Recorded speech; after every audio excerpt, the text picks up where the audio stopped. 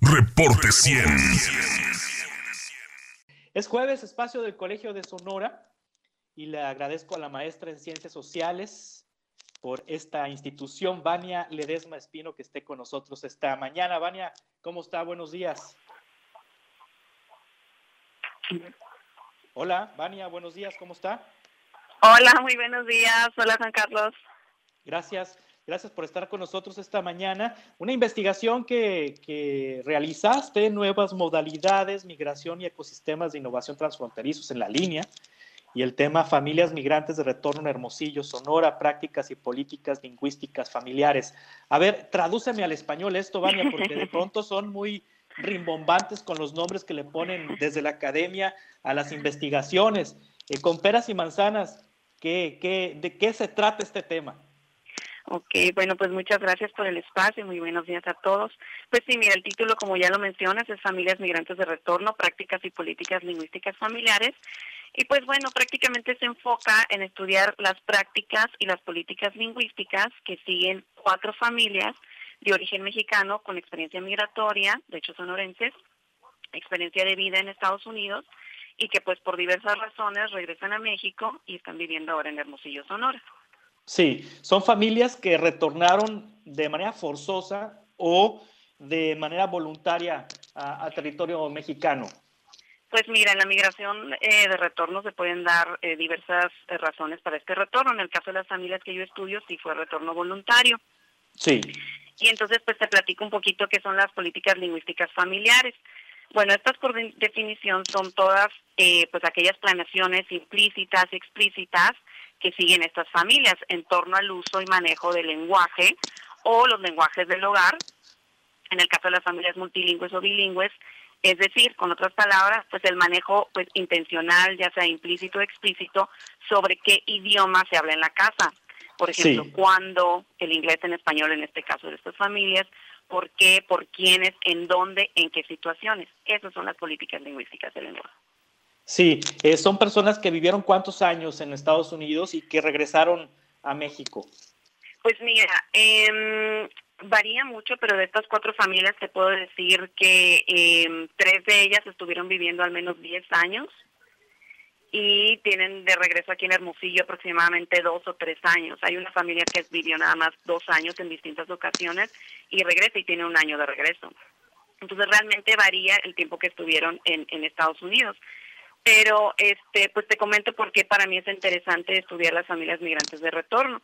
Es justamente por esta característica que tienen, que para mí es muy interesante y que tal vez otros colegas estudiosos del lenguaje también encontrarán interesante. Pues mira, estas 4 familias regresan con niños, niñas y adolescentes que nacieron en Estados Unidos o que fueron llevados a este país a muy temprana edad. Y entonces, ¿qué pasa? Pues estos menores adquirieron el inglés y el español como primeras lenguas. Entonces, a mí me resultó muy interesante explorar cuáles son las dinámicas y las políticas lingüísticas que siguen estas familias. Es decir, cómo se comunican en el hogar, qué idiomas usan, cuándo usan uno, cuándo usan el otro, quién lo planea, cómo lo planean, cuándo lo planean, por qué lo planean y qué factores, por supuesto, internos de la familia y externos, pues interactúan con esta planeación y estas dinámicas lingüísticas. Sí, ¿qué idioma utilizan en primera instancia? Por ejemplo, los niños que retornaron a territorio nacional después de vivir en Estados Unidos, que nacieron inclusive en los Estados Unidos, ¿qué idioma de inicio? De inicio para entablar una conversación, español o inglés? Pues fíjate que para mí fue muy interesante encontrar eso, porque justamente eso es como una pregunta que se ha obviado, ¿no? La respuesta a esta pregunta se ha obviado y lo he escuchado en muchas ocasiones que dicen, bueno, pues los niños, niñas y adolescentes hablan inglés y los papás hablan español, pues porque no son bilingües. Pero realmente para mí pues fue muy relevante encontrar en los hallazgos que estas 4 familias siguen prácticas pues muy complejas, son muy diversas. Inicialmente pues uno pensará, los niños se comunican, los niños, las niñas y las adolescentes se comunican en inglés únicamente, pero pues realmente son dinámicas complejas, hay familias extendidas, hay comunicación a través de textos, hay comunicación a través de los teléfonos, Los papás en muchas ocasiones pues les hablan en inglés, en español, los niños se comunican en inglés, en español, dependiendo también muchas veces de las cargas culturales o las prácticas culturales que sigue la familia, ¿no? Te puedo decir, por ejemplo, que una familia decía, ¿sabes qué? Yo respeto que hablen perfectamente el inglés, solamente aquí enfrente de sus familias, de sus tías, de sus abuelas, como nos hablen, hay que respetar y hablarles en español, ¿no? Entonces realmente las prácticas que siguen varían, son muy adaptativas, son muy complejas, no es como tan lineal, digamos, ¿no? Decir, bueno, se comunican siempre en español o siempre en inglés. Sí. Y pues también te puedo decir que fue muy relevante para mí encontrar que las familias realmente siguen estas prácticas muy respetuosas en torno al uso de los idiomas de los menores. Tanto los padres de familia como los cuidadores principales reconocen perfectamente la identidad lingüística transnacional de los menores, se les reconoce la importancia del inglés como parte de su identidad y también se reconoce el español como parte de su identidad también cultural, ¿no? Sí. Cada idioma es valorado, cada idioma es respetado, tiene su lugar dentro de las dinámicas lingüísticas del hogar, con la familia extendida, entre hermanos, con los papás, mamás y cuidadores principales. Y pues, como te digo, encontré además que estas dinámicas, como digo, son complejas, porque anteriormente pues se había obviado mucho esta cuestión, ¿no? Decir, bueno, pues son bilingües, pero el idioma inglés seguramente es más fuerte, pues hablan en inglés y los papás no hablan español, pues se les habla español. Entonces sí. Es mucho más complejo que eso. Estamos platicando con Vania Ledesma Espino, maestra en Ciencias Sociales por el Colegio de Sonora, y también me imagino que utilizan el Spanglish, Vania, es decir, combinar español con inglés, inglés con español. Sí, fíjate que nosotros le conocemos como repertorio lingüístico completo, ¿no? Entonces, sí. Realmente sí, hay dinámicas diversas, como te comento, no hay una como distinción así, pues que le decimos sharp, ¿no? Así muy clara, digamos, entre un idioma y el otro. Hacen uso de todo su repertorio lingüístico, tanto léxico, sintáctico, fonético, pues para construir significado.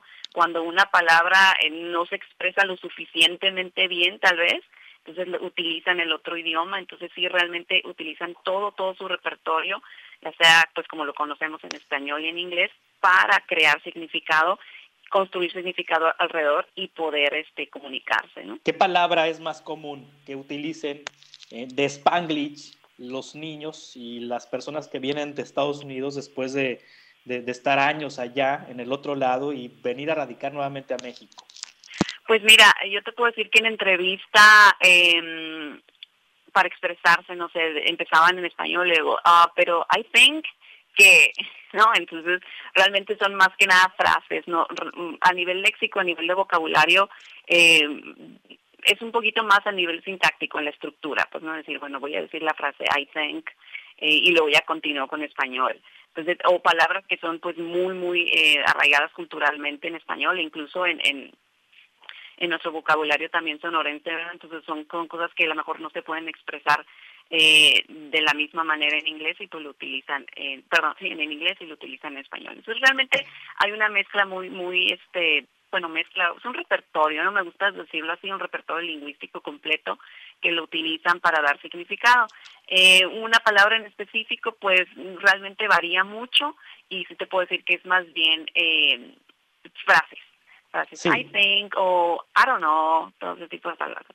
Sí, y me imagino que uno de los obstáculos que enfrentan estos niños, estos jóvenes que nacieron en Estados Unidos, que vuelven a territorio nacional, que vuelven con sus papás que nacieron en México, es en las escuelas a la hora de llevar clases.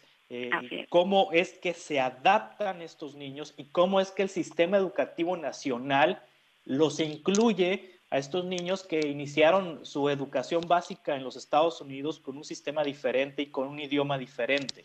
Uh-huh. Pues mira, justamente esa es una de las propuestas que también hago en mi investigación.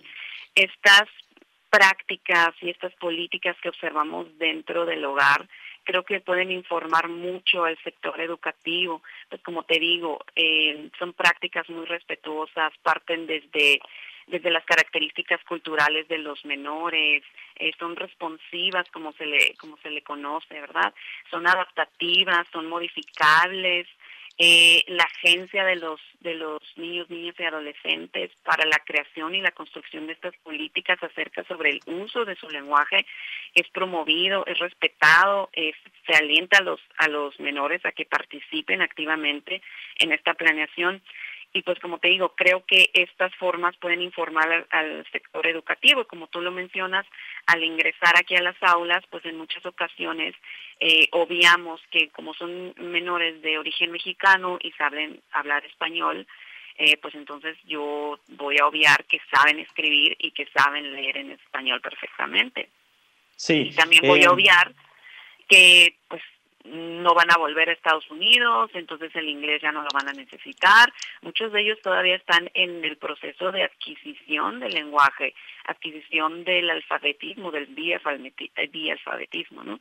Entonces, ¿cómo propongo yo que pueden servir estas prácticas y políticas lingüísticas? Pues principalmente hacer esto, ¿no? La observación de las distintas estrategias que siguen estas familias, y en específico en momentos especiales dentro del hogar, específicos como por ejemplo el ingreso a las aulas, qué hacen las familias, qué estrategias están siguiendo. Hay una comunicación directa con los profesores, con los directivos, cuál es el apoyo que están recibiendo, y si no hay un apoyo que está recibiendo, entonces qué hacen los padres de familia y los cuidadores principales para qué estrategias siguen para poder hacer este ingreso a las aulas y sobre todo a la escritura y a la lectura en español. Sí. Cómo le están haciendo las familias para apoyar a estos menores, y al mismo tiempo cómo le están haciendo también pues para no olvidar, pues no olvidar el inglés, porque también es una parte muy importante para ellos, para las familias y por supuesto para los niños y las niñas. Claro. Y los adolescentes. ¿Y las ofensas verbales son en inglés o son en español al interior de las familias? Es decir, cuando pues hay una palabra, cuando hay un insulto, alguna palabra altisonante, alguna mala palabra, las ofensas verbales son, a ver, ¿en inglés o en español? Pues fíjate que ahí sí, las 4 familias que entrevisté, todas me decían lo mismo, los insultos y el chisme en inglés. ¿En inglés? ¿Y cuál sería la ofensa verbal en inglés más utilizada? Ay, no, ¿cómo te voy a decir? Pues no, más bien entre ellos, pues no, o sea, platican y dicen, no, pues es que nosotros no va a salir de Hermosillo y de Obregón. De hecho, hay familias de Obregón también. Sí. Y chismean, ¿no? O sea, hacen el chisme y las malas palabras en inglés, pero dicen los papás, pero yo sí sé de qué están hablando. O sea, aunque yo no conozco todo el idioma, sé que están chismeando y sé que están diciendo malas palabras y les digo, hey, in Spanish.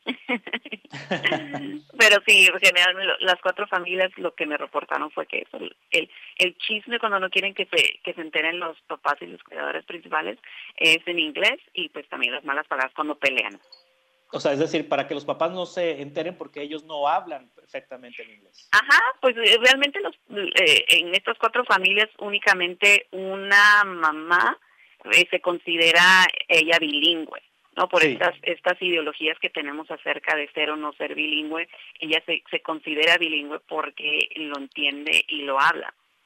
Los otros cuidadores principales... El acento, Vania, porque de pronto, pues cuando familias sonorenses se van a radicar a la Ciudad de México, una vez que regresan, pues regresan con un acento de la Ciudad de México, un acento del sur del país o una mezcla de acentos, ¿no? Cuando van a Estados Unidos, pues de pronto, aunque tengan nacimiento aquí en Sonora o que hayan, con su primera lengua haya sido el español o el acento sonorense, pues allá en Estados Unidos adquieren otro acento en donde hablan como, coloquialmente decimos, como pochos. Sí, pues mira, la característica de estos niños, niñas y adolescentes también es que los conocemos como transnacionales, porque pues realmente ellos mantienen lazos hacia ambos lados de la frontera. Son menores que realmente tienen poca experiencia aquí en el país, pero sí tienen lazos muy fuertes con los familiares. Entonces sí hay comunicación a través de teléfono, a través de videollamadas. Algunos venían para acá, una familia de Moctezuma, siempre decían, no, pues conozco Moctezuma, las navidades las pasábamos allá. Entonces, realmente te puedo decir que pudieran tener ciertas características en el momento de articulación que tú dices, ay, puede ser que sabe otro idioma o que no es su lengua principal el español, pero realmente como mantienen estos lazos durante su infancia, hablan, pues sí, un español nativo y un inglés nativo. También los papás, ahí sí hay una diferencia, ¿no? Y como te digo, aquí al menos solamente una mamá fue la que se consideraba bilingüe y la verdad es que hablaba muy, muy bien inglés. Ella estudió inglés durante su adolescencia y después, pero dice que no aprendió mucho, sino que aprendió ya estando allá. Y los otros padres de familia y cuidadores principales, pues, no se consideraban bilingües, pero realmente entendían muy bien, entendían todo el inglés que se les hablaba. Si los adolescentes, niños y niñas les comunicaban algo en inglés, lo entendían y les contestaban en español. Entonces, en muchas ocasiones son estas como ideologías que tenemos acerca del bilingüismo, ¿no? Es decir, es que si no hablo como native like o como nativo, entonces no puedo hablar inglés porque no soy bilingüe, o pues mi acento me delata, ¿no? Realmente, como te digo yo, para mí fue muy, muy, muy interesante encontrar en estas familias pues que siguen estas prácticas de respeto. O sea, claro. No importa cómo lo hables, nosotros nos queremos comunicar y sabemos que ambos idiomas son muy importantes para los dos en esta familia. Muchas gracias, Vania Ledesma, por compartirnos esta investigación, maestra en Ciencias Sociales por el Colegio de Sonora. De hecho, un radioescucha me dice, Aldo Castro, una sobrina mía que no hablaba español y se vino para acá, dijo, tío, la teacher me dejó de homework unas stickers de Don Cristón Colón. Bueno, así es. El translingüismo es su mejor expresión. Sí, gracias. ¿La investigación dónde la podemos encontrar? La pueden encontrar en el repositorio del Colegio de Sonora y también si tienen algunas preguntas, dudas, comentarios, pues pueden buscarlos en las redes sociales del Seminario Niñez Migrante y ahí van a encontrar más información acerca de estas familias y de nuestras investigaciones. Gracias, muchas gracias. Gracias. Estamos atentos. Reporte 100.